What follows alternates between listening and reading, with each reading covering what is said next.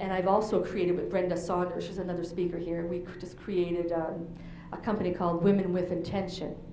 So we're bringing this chapter to Atlantic Canada, and we're going to bring it all over Canada, start from east to west. But we have a platform for women, 3 levels.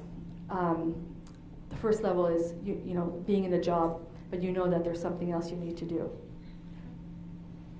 The second level is you're just on the verge to leave that job because you're starting to you understand where your higher purpose is, where you're supposed to be. And then the third level is that you left the job and let's get going. Make a difference in the world. So I balance those two. That's where I'm going. I'm into media also, and I do organize programs for women.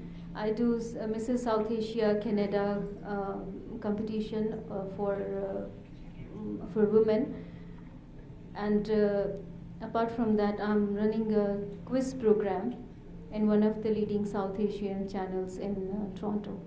So I would like to continue that because that's my passion and gives me exposure, and it gives, especially when it comes to women. Again, I want all these women who never got chance to, like me.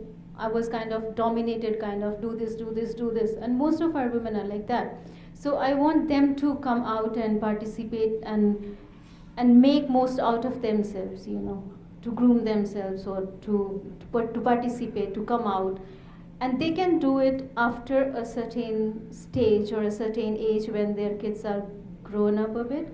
So they have time to come out. Especially in countries like Canada, we don't have maids to work for us, right? So we have to do everything of our own. We all know, most of us know here. But yeah, that's one of the things. So all my all the groups that I take for these competitions, they are women over 40, 30, over 35 especially, and goes up to 55, and that's remarkable. I mean, a woman doing a ramp, in a ramp walk at the age of 55, that's something remarkable, and I like that. So that's how I do. Yes, thank you. Thank you. So when we're back in Toronto, will you read my cards for me? I was thinking the same thing. Show me something. I just want to say that you both sort of have given the same message, although one has been a little bit dominating and one has been dominated.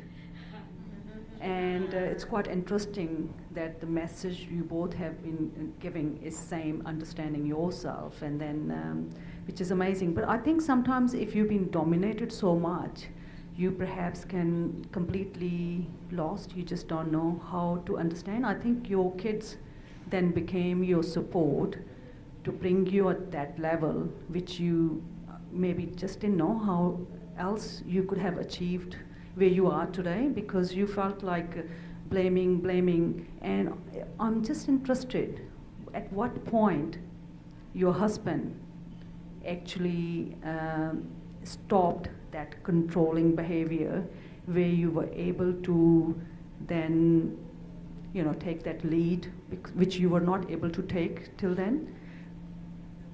There was a time in my life when I was, if I was standing in a balcony thinking of, what, I should jump down. But then the point was, okay, if my kids will see me down there, in what would be my condition like? Whether I'm dead or I'm bleeding or I've been taken to the hospital. So what, how they are affecting. So it's only my kids, to be very honest. It's my kids who kept me going and living. It's not my husband at that point. But again, there is someone always in your life, in your destiny, there's always someone who supports you, who helps you. So a friend of mine told me, you know what, start with self. So he's the one who brought me, who took me out of this.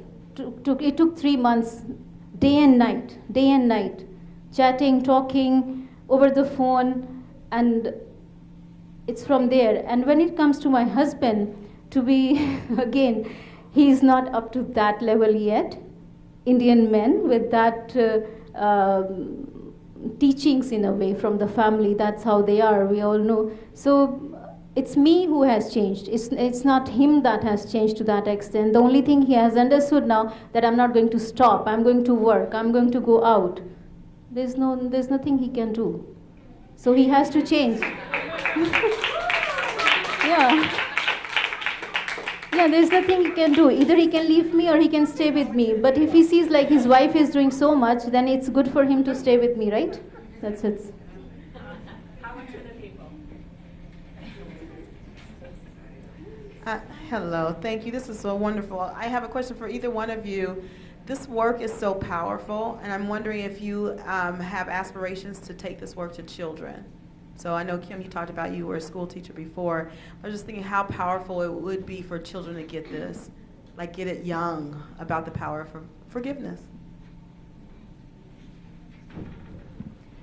Because of my background in education, I do work with the school boards, but I work with the teachers for them to understand the students, right? And I have a lot of clients who are parents because they don't understand how, if you have a kid like me and you tell your child, go to bed at 10, and you wonder why that child goes in a corner and takes the claws out. And that's because we feel like we're being attacked all the time, and that's part of our traits. So that's where I do help parents understand the kids.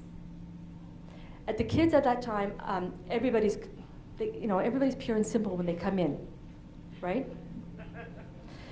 So do I want to help them? Yes.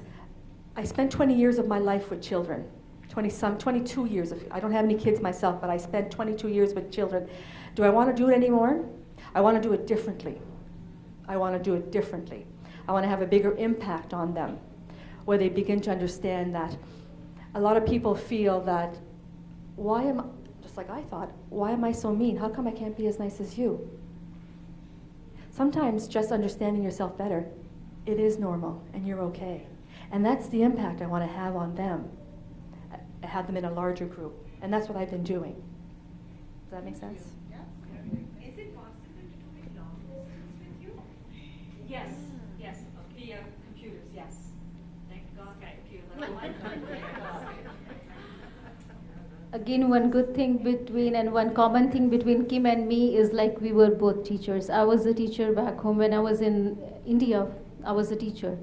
So I worked with kids here. Going to Toronto, my husband never wanted me to be a teacher even, because he never wanted me to go out. If I go out, that's how it works. Some men are like that. So it's. Oh, my husband, he works with CN Railway. Yeah, Canadian Railway. So, but it's like, when you have that pain, so you try to find out yourself. That's the basic thing. And when it comes to kids, every one of us has emotions, and there are 3 basic emotions, the topmost ones everyone has, and we live with that, and they change every 5 years. Our emotions change. But we have different kinds of, that's what the way I have studied. We have different kinds of brains. Colored brain, we call it. And those 4 colored brain, so if I'm taking a class with you and I'm giving you this lesson, and I know, okay, I'm a red brain, you are a purple brain, or you're a green brain, I know what characteristics do you have.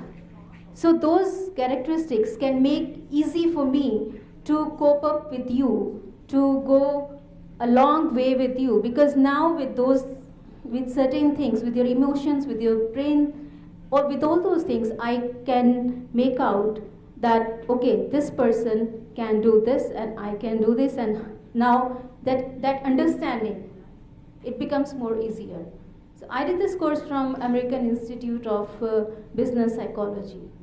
So it was a different concept, which was interesting, and I liked it. I'm doing this with people. Yeah, it was interesting. What does one have to study to understand these colored brains? Can you tell us? No, these are different modules. Okay. So that this colored brain is one module, and emotional, the emotion thing, that's one module.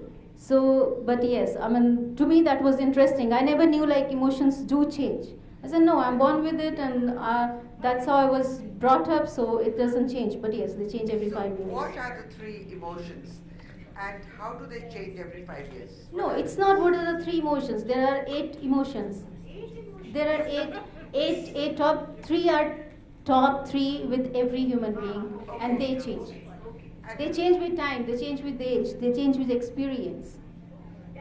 That's how it is. It's a deep study, so I can't take that class here, please.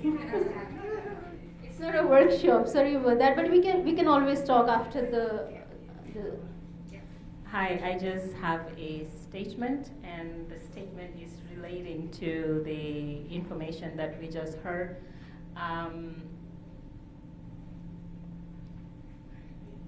Emotions don't change.